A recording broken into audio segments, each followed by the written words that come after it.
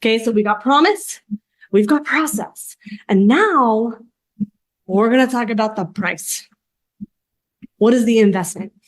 Okay, now price is marketing. Okay, and there was this, and I'll give you an example. And there is also a perception of value when it comes to price. Okay. There was this wine store, Antonio Rangel, he was an associate professor of economics at Caltech. Okay. And he did this blind taste testing of wine. And he said, he put like price tags on it, like 1, 2, 3. And that's what people saw. And they did a blind taste test. And the majority of the people, they picked the most expensive bottle as the best tasting one, when the truth is it was exactly the same. Okay. So I'm going to go back to this slide because that's the fourth component. So we want to remember that price is marketing and the perceived value for the asking investment. And most people are trying to be the cheapest option, and they are pricing on commodity. And what they make this common mistake, which I'll be here, right? Which I wrote here in the slide, is they make the mistake of going out into the market space and looking and saying, oh, what are my colleagues doing? And then they realize, oh, they are charging this amount, and then they try and be the cheaper option, but that is the fastest race to the bottom because it's pricing on commodity, okay? And what that means is that you're trying to differentiate yourself in the market space through being the cheapest option, but you cannot outwork time. You just can't. Okay. And so what ends up happening, which we'll talk about in the market spaces, is that your clients need to have an emotional investment, and it's not for you to decide what's expensive. Expensive compared to what? $27 for me is a lot different than my cousins in South Africa. Okay, but the amount of money is the same. Just as if I said, hey, do you want to buy this used camera lens thing that's broken for $25 versus if I told you I'll give you my Rode mics that are brand new for $25, the actual investment is the same, but the perceived value of the asking investment is different. Okay. So when you price on the value, okay, which we are also going to talk about, right? I talk about this here. That is, and it will give you the ways that you can increase value, because your people are not investing in your time. We have to get out of that dollar for hour mentality. And it's not your fault that you have that. So if you're just joining me live now, because I can see some new people popping in, it's not your fault. We're literally taught that. Okay. So we need to understand. Now I flipped quick because I moved through it because my brain went fast. I just want to pull back a little bit when it comes to how you determine your price.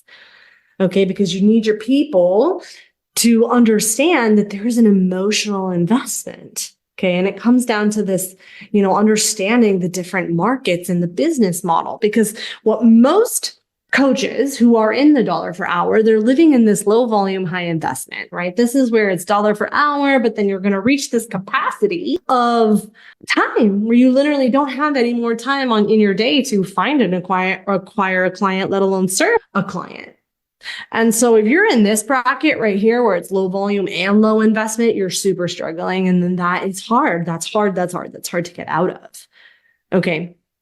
Then you have this high volume and lower investment, which is like, think about the Walmart. Everyone wants to villainize the Walmart, and I get why, but like you have lots of volume versus the investment. Okay.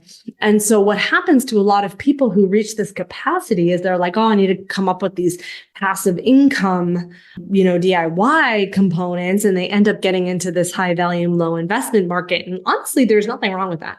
Look at Disney Plus, look at Netflix. Just because something is low ticket doesn't mean that it's not low value. Okay. There's lots of things that have low investment that are super high in value. It's just about you getting clear for yourself. Okay, so But the low volume, okay, or low ticket has a very important place in your business. And I'm going to show you where it goes. Okay.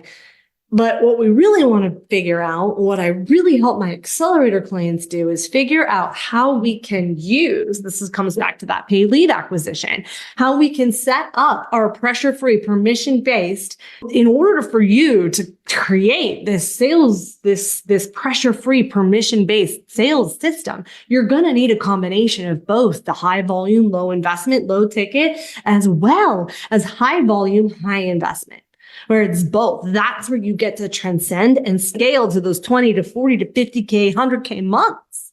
Okay. So then the question becomes, well, if I know and I understand how people determine value, how do you add value to your program? So I want you to think of it in terms of these 3 stacks, and it's really 4. Okay. Which is, imagine how much time, money, and effort it would take someone to get to the transformation if they did it themselves. And if you're like, well, like if they had to go to YouTube University, if they had to go to Pinterest, right? I want you to remember that information can be abundant. While it might take others to have a little bit more, they don't have quite as much access to the speed of information, it's still accessible to them. So it's really, we need to understand how you can transcend the communication of information and really communicate the speed of implementation, because that's where that magic lies. Because information is so confusing when it's abundant, because literally all roads lead to Rome. And there are success paths based on all of the paths that are available to us. So of course people get confused. And when they get confused, they can sometimes feel overwhelmed. And overwhelmed just shows up in the, I don't know what to do. There's too much information and I'm never going to be able to do it. Okay. So I want you to think from, okay, well, how can I speed up the implementation? Well, you're going to have it do it yourself, but it's going to be an organized step by step, and you're going to speed, and there's going to be more intimacy. So think speed and intimacy to you, because now it's going to be a little bit organized. You're going to take off the mental load. They're not going to have to search. They just have to get up and do it.